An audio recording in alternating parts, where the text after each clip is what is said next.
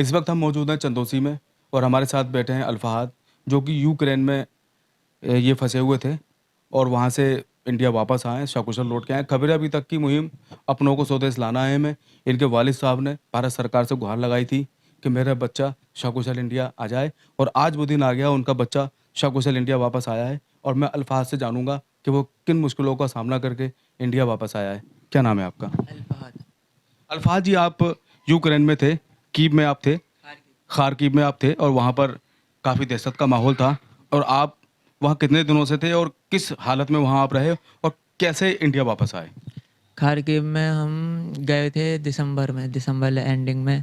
जब तक सब ठीक था 2 महीने तक। फिर उसके बाद से अभी जब 24 तारीख से बॉम्बिंग स्टार्ट हुई है, फिर उसके बाद हम अंडरग्राउंड ही रह रहे हैं, हॉस्टल के बेसमेंट में। जैसा हमको अलाउ किया गया वहाँ पे रहना। हम बस खाने के लिए ऊपर आते थे, जो हमें ग्राउंड फ्लोर पे मिलता था लेके वापस नीचे नीचे ही सोते थे, नीचे खाते थे। फिर वहाँ से हम डिसाइड किया कि ज़्यादा बॉम्बिंग होनी चालू हुई, तो हमने डिसाइड किया कि 28 को हम लोग निकलते हैं यहाँ से।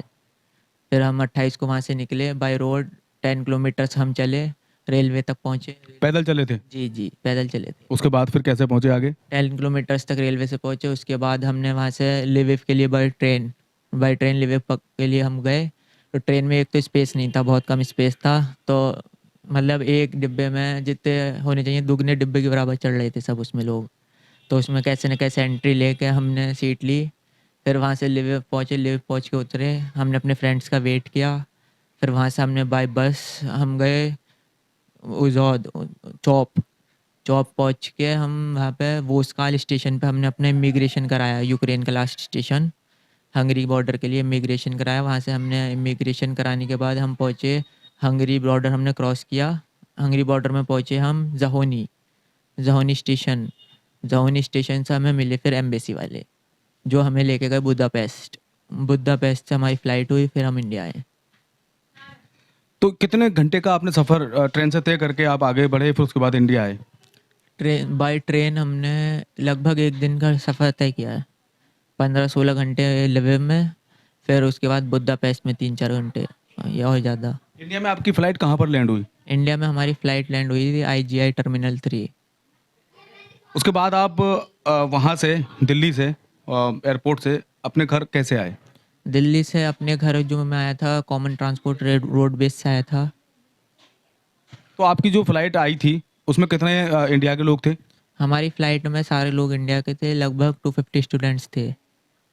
सारे इंडिया के थे? जी उसमें से एक आप ही हैं। जी जी। तो जिस समय आप वहाँ थे और आप अलकीब में थे, अलकीब के आसपास भी बमबारी हो रही थी, वहाँ भी लोग दहशत में थे और वहाँ आपको आवाज़ भी आती होंगी बम गिरने की और इस तरह की, तो कैसा लगता था आपको वहाँ पर?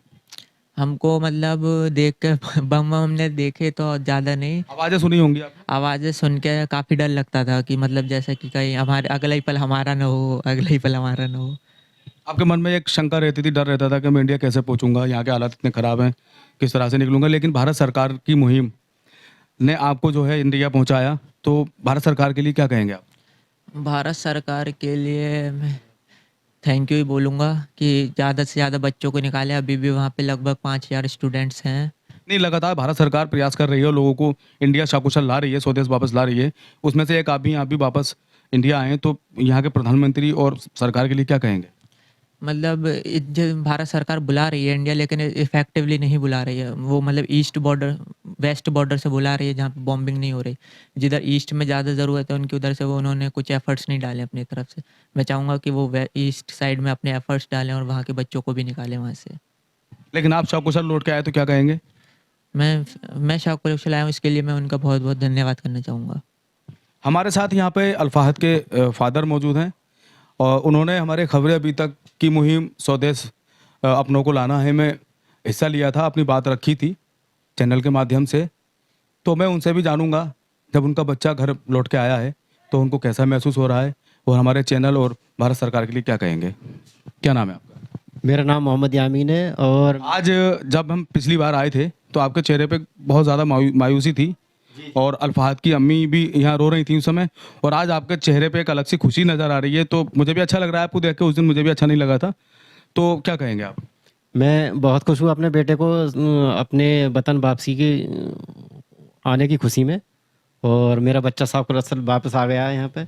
और मैं भारत सरकार का और मोदी जी का धन्यवाद देता हूँ कि जो है ऑपरेशन गंगा के जरिए मेरे बच्चे को मेरे घर तक पहुँचाया। देखिए, ये बात कर रहे थे हमसे मोहम्मद यामीन अल फहाद के फादर, जिन्होंने भारत सरकार और प्रधानमंत्री जी को धन्यवाद कहा है। कैमरा पर्सन हिमांशु शर्मा के साथ मैं सरफराज अंसारी, खबरें अभी तक।